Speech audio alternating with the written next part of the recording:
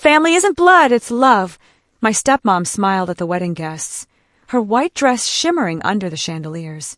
Everyone clapped politely. I stayed silent in my seat.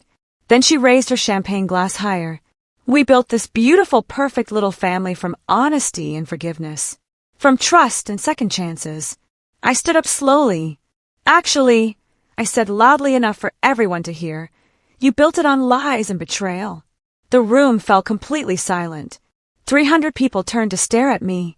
My name is Avery Sloane, and I was about to expose my stepmother's affair with my dad's best friend at her wedding reception. I held up my phone, the screen glowing with evidence. Would you like to explain to everyone here how you've been sleeping with Uncle Joel for the past 7 years? My stepmom's face went white. My dad's best friend, Joel, stood up from his table, his own wife beside him looking confused. This was just the beginning. I need to go back 7 years to explain how we got here. I was 16 years old when my parents' marriage fell apart seemingly overnight. One day, we were a normal family. My mom made breakfast. My dad came home from work at 6.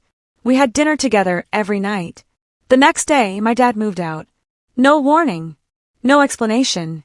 Just packed his bags and left. I came home from school to find my mom crying on the kitchen floor. Your father and I are getting divorced, she said through tears. Why? I asked, dropping my backpack. What happened? It doesn't matter, she said. It's complicated. Adult stuff. But I knew something was very wrong. Parents don't just divorce without a reason. There had to be something more. Within 2 weeks, my dad had moved into a new apartment. And he wasn't living alone. He was living with Renee, his co-worker from the accounting firm. My mom spiraled into depression after the divorce. She stopped going to work.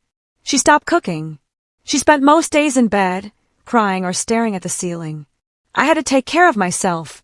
I made my own meals. I did my own laundry. I managed my homework alone. Meanwhile, my dad seemed happy. He'd bring Renee to my school events. She'd smile and wave like nothing was wrong.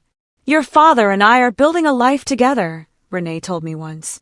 I hope you can accept that, Avery. I want us to be a family. But she wasn't my family. She was the woman who destroyed my real family. My dad tried to explain. Your mom and I grew apart. These things happen. Renee makes me happy. Can't you be happy for me? I couldn't, because I knew there was more to the story than they were telling me. And I was right. About 6 months after the divorce, I was staying at my dad's apartment for the weekend. Renee was there, cooking dinner in the kitchen. I was in my room when I heard her on the phone. Her voice was low, flirty, different from how she usually spoke. I can't wait to see you tomorrow, she said. I miss you so much. Yes, he'll be at work. We'll have the whole afternoon. I pressed my ear against the door, listening carefully. I love you too, Joel. We just have to be patient a little longer. Joel, my dad's best friend. Uncle Joel, as I'd called him my whole life. My stomach dropped. Was Renee having an affair with Joel while dating my dad? I couldn't believe it, but I'd heard it clearly. Her voice, his name, the words I love you. I didn't say anything that weekend, but I started paying closer attention to everything Renee did. A year later, when I was 17, my mom finally told me the truth. She'd been drinking wine alone in the living room when I came home from a friend's house. Your father cheated on me, she said quietly. With Renee. That's why we got divorced. I sat down next to her. I knew it had to be something like that. It started while they were working together, my mom continued. Business trips. Late nights at the office. I suspected for months before I found proof. What proof? I asked. Text messages. Emails. Hotel receipts. Everything. She looked at me with tired eyes. But your father begged me not to tell you. He didn't want you to hate him. I should hate him, I said. Maybe. But he's still your father. She squeezed my hand. Promise me you won't make waves, Avery. Let it go. Move on. That's what I'm trying to do. I promised her. But inside, I was furious. I went away to college when I was 18. I kept my distance from my dad and Renee for the next few years. I called on holidays. I visited occasionally. But I never let them get close. Then, when I was 23, and in my final year of college, I received a wedding invitation in the mail. My dad and Renee were getting married. After 7 years together, They were finally making it official. The invitation was elegant, expensive. It had gold lettering and a quote about love conquering all. I stared at it for a long time, feeling something dark and angry building inside me. They wanted me to come celebrate their love, the love that had destroyed my mother, the love that had been built on lies and betrayal. That's when I decided I would attend the wedding. I would smile and pretend to forgive, but I would also gather proof of what they'd done. And I would expose them. I called my dad and told him I'd be there. He sounded so happy. Avery, that means everything to us. Renee will be thrilled. I want to support you, Dad. I lied. I think it's time I move past everything. He actually cried on the phone. Thank you, sweetheart. Thank you for giving us a chance. I hung up and immediately started planning. If Renee was still having an affair with Joel, I needed proof. Real, undeniable proof. I called my college roommate, Becca, who was studying computer science. I need your help with something. What kind of help? She asked. The spy camera kind. Becca was quiet for a moment. Then she said, Tell me everything. I explained the situation. The affair with Joel. My suspicions. The wedding. So you want to catch her cheating? Becca asked. Yes. And I want to do it at her wedding. Becca laughed. That's diabolical. I'm in. Becca helped me order a tiny spy camera online. It was small enough to hide anywhere and connected to my phone through an app. 2 weeks before the wedding, I visited my dad's house. Renee was getting ready in the guest room. She converted into a bridal suite. Avery, come see my dress, she called when I arrived. I went upstairs. The room was filled with wedding decorations, dress bags, and makeup. While Renee was in the bathroom, I quickly placed the camera on a bookshelf hidden behind a small plant. It had a perfect view of the entire room. This is so exciting, Renee said when she came back. I'm so glad you're here to share this with us. Me too, I said with a fake smile. That night, I tested the camera from my apartment. The feed was crystal clear. Audio was perfect. Now all I had to do was wait and watch. The morning of the wedding, I woke up early and checked the camera feed on my phone. Renee was alone in the bridal suite, getting her hair done by a stylist. Then, around 10 in the morning, someone knocked on the door. Renee opened it. Joel walked in, looking nervous. You shouldn't be here, Renee said, but she was smiling. I had to see you, Joel said, before you become Mrs. Sloan. They stood close together. Too close. And then Joel leaned in and kissed her. Renee kissed him back. For at least 10 seconds, they stood there kissing while the camera recorded everything. When they pulled apart, Renee said, We have to be more careful. After today, everything changes. I know, Joel said, but I couldn't let you get married without telling you I still love you. I nearly dropped my phone. This was it. This was the proof I needed. I immediately saved the video to 3 different locations, my phone, my laptop, and a cloud drive. After Joel left, I kept watching the camera feed. Renee seemed nervous now. She kept checking her phone, pacing around the room. Then she opened her laptop, an old iPad she apparently still used. I realized something. That iPad was connected to my dad's shared iCloud account. I still had access from when I'd borrowed it years ago. I quickly logged into the account from my computer. And there it was, an entire folder of old emails between Renee and Joel. I started reading, and my anger grew with every message. The emails went back 9 years. 2 years before my parents' divorce. I can't stop thinking about you, one email from Renee read. Last night was incredible. I wish we didn't have to hide. Another email from Joel. He's my best friend, but I'm in love with you. We'll figure this out. They've been planning the affair for years. They've been coordinating business trips and secret meetings while my dad trusted them both. I downloaded everything and saved it to a USB drive. I needed legal advice. I called a family lawyer my mom had used during the divorce. Her name was Patricia Chun. What can I do for you, Avery? She asked when we met. I showed her the video of Renee and Joel kissing. I showed her the emails. I explained everything. Patricia watched it all carefully. Then she smiled slightly. Do you know about the prenuptial agreement your father and Renee signed? No. What about it? There's an infidelity clause. If either party is proven to have cheated during the engagement period, the prenup is voided. Renee would get nothing in a divorce. My heart raced. So this evidence could cost her everything? Absolutely. And if your father wants to pursue it, he could annul the marriage based on fraud. I sat back in my chair, processing this. What should I do? That depends, Patricia said. Do you want revenge? Or do you want justice? I thought about my mom crying on the kitchen floor. I thought about all the lies. Both, I said. I spent the next week preparing everything like I was a lawyer delivering closing arguments. I printed out the most damaging emails. I edited the video down to the kiss and the confession. I created a folder with all the evidence organized by date. I also prepared a speech. I wrote it, rewrote it, and practiced it until I had it memorized. My cousin Tyler agreed to help me. He'd be running the projector at the wedding reception, supposedly for a slideshow of my dad and Renee's relationship. Are you sure about this? Tyler asked me. I've never been more sure of anything in my life. Your dad's going to be devastated. He deserves to know the truth, I said. Better now than after years of marriage to a liar. Tyler nodded. Okay, I'm with you. The night before the wedding, I barely slept. I kept going over everything in my mind, making sure I hadn't missed anything. Tomorrow, everything would change. The wedding ceremony was beautiful, I had to admit. It was held in a garden with white roses everywhere. Renee wore an expensive designer gown. My dad looked happier than I'd seen him in years. I sat in the back row, watching them exchange vows. Watching Renee promise to be faithful, honest, and true. Every word felt like a knife. At the reception, the speeches began. Renee's sister spoke first, talking about how Renee had always dreamed of this day. Then my dad spoke.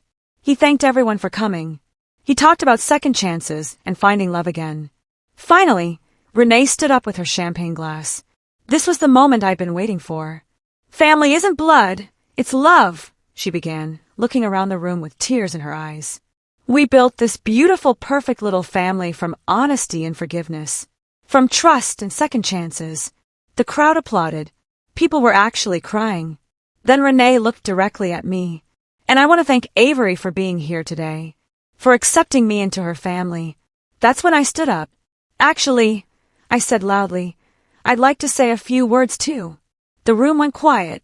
My dad looked surprised but nodded. Of course, sweetheart. Come up here. I walked to the front of the room, my phone in my hand. My heart was pounding, but my voice was steady. I was asked to speak as part of this perfect little family. I began.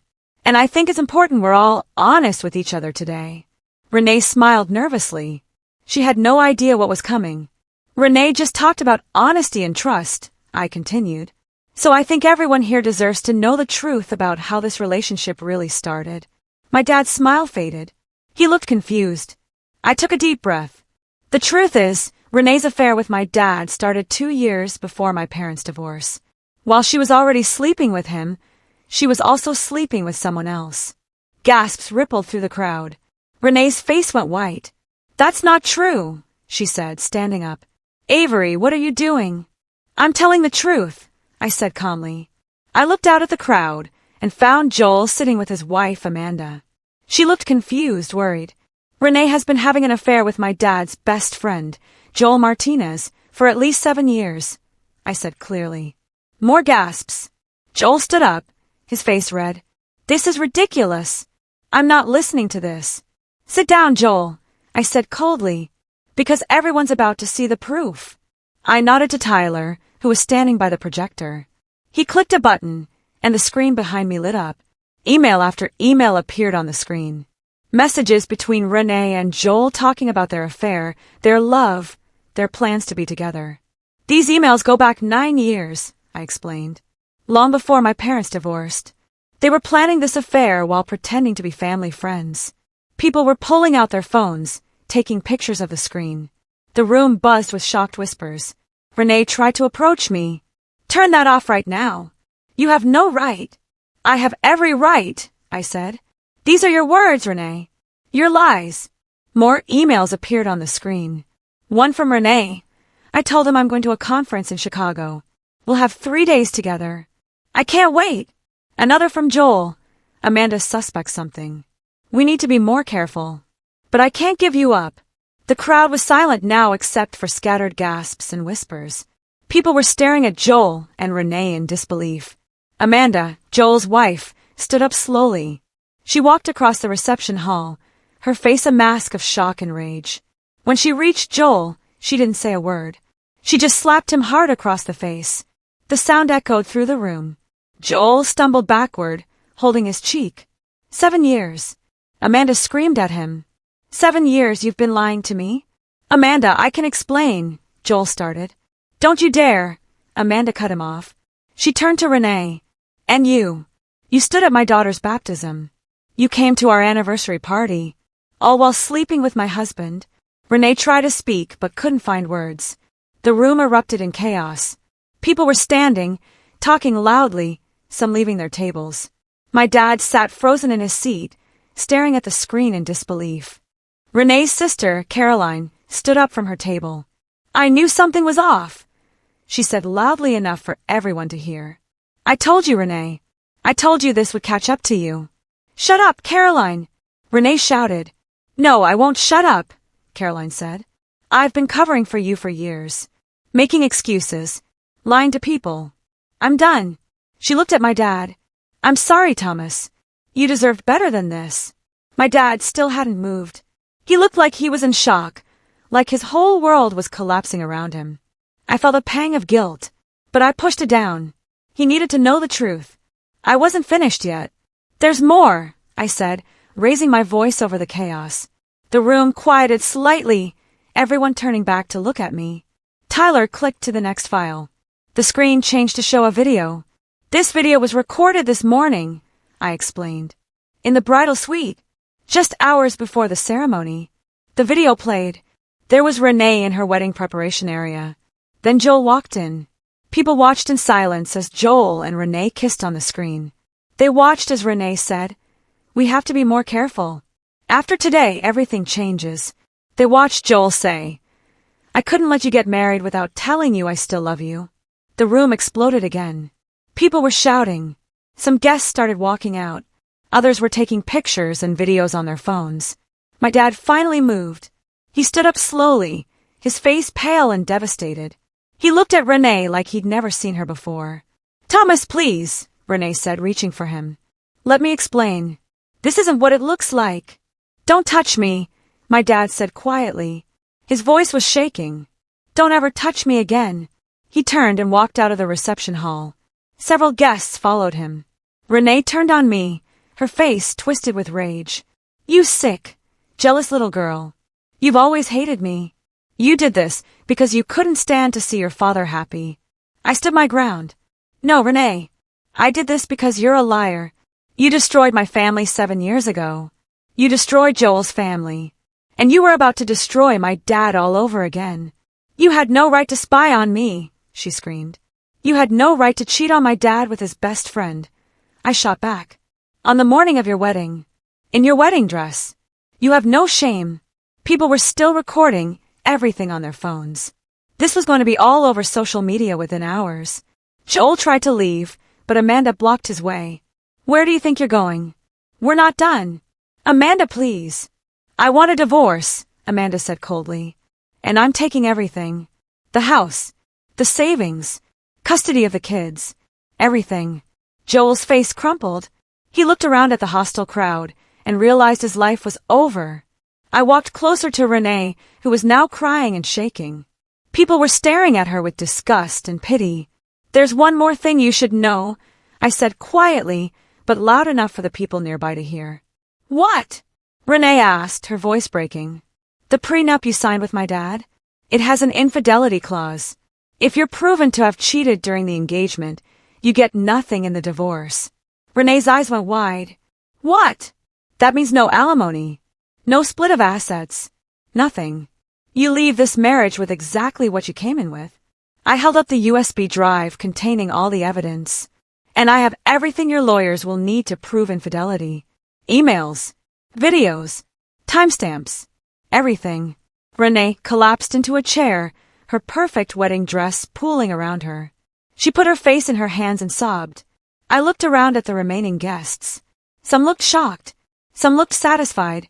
A few actually nodded at me in approval. I turned and walked toward the exit, ready to leave this disaster behind. Before I left, I stopped and turned back one more time. Renee was still crying. Joel was arguing with Amanda in the corner. The beautiful wedding reception was in ruins. "You married him for money," I said, looking directly at Renee. "You pretended to love him while you were actually in love with his best friend. You made him believe he was building a new family, a second chance at happiness." Renee looked up at me with mascara running down her face. "But your prenup just made sure you leave with nothing," I finished. "Justice isn't always pretty, but it's always fair." I walked out of the reception hall. My hands were shaking now that the adrenaline was fading, but I felt lighter than I had in years. Outside, I found my dad sitting on a bench, his head in his hands. I sat down next to him. "I'm sorry, Dad," I said softly. "I know this hurts, but you deserve to know the truth." He was quiet for a long time. Then he said, "How long have you known?" "I suspected for years, but I only got proof recently." "Why didn't you tell me sooner? Would you have believed me without proof?" I asked. He was silent. We both knew the answer. The following week, Renee was served with legal papers. The infidelity clause in the prenup was being triggered. My dad was filing for an annulment based on fraud. Patricia, the lawyer, helped him through the process. The evidence I'd gathered made everything simple and clear-cut. Renee tried to fight it at first. She hired her own lawyer and claimed the evidence was obtained illegally. But Patricia shut that down quickly. The camera was placed in a space the defendant had access to but didn't own. The emails were from a shared account. Everything was obtained legally. Renee's lawyer advised her to settle. Fighting would be expensive and pointless. Within 3 weeks, the annulment was granted. Renee received nothing from the marriage, no money, no property, nothing. She moved out of my dad's house and into a small apartment across town. I heard through family friends that she tried to move in with Joel, but Amanda had already kicked him out and filed for divorce. Joel and Renee ended up living together in a tiny apartment, both broke and disgraced. The perfect ending to their 7-year affair. Joel lost more than just his marriage. Amanda's lawyer discovered that Joel and Renee had been using company time and resources for their affair, business trips that weren't actually business, expenses that were personal, not professional. The accounting firm where they both worked launched an investigation. They found evidence of fraud and misuse of company funds.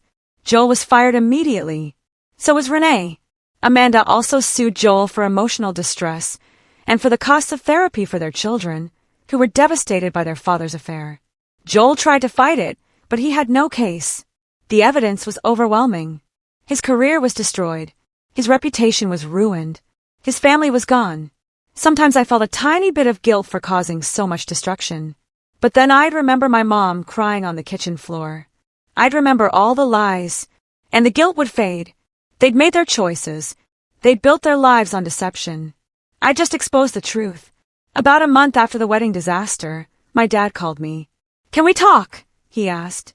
I went to his house, which felt empty now without Renee's stuff everywhere. We sat in the living room with coffee. "I need to thank you," my dad said. "What you did at the wedding was brutal, but it saved me from making the biggest mistake of my life." "You're not mad at me?" I asked. "I was at first," he admitted. "I was humiliated and hurt and angry.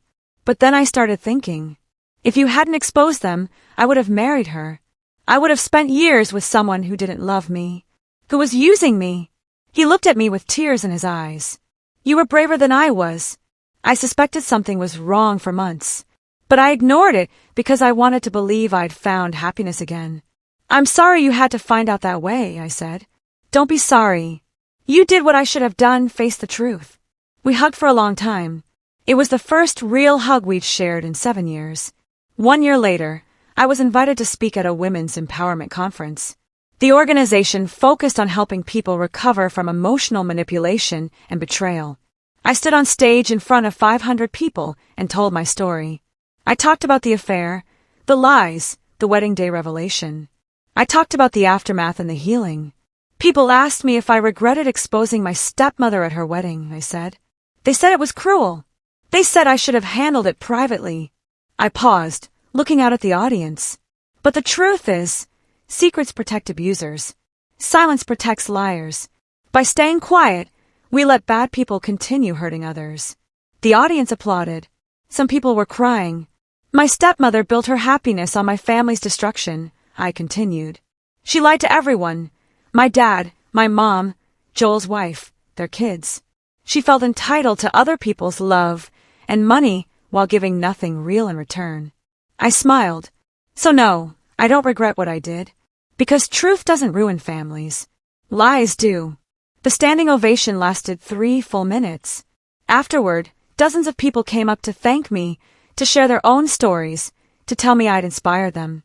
I thought about Renee and Joel in their small apartment, both jobless and alone together. They'd finally gotten what they wanted, each other. And they'd lost everything else.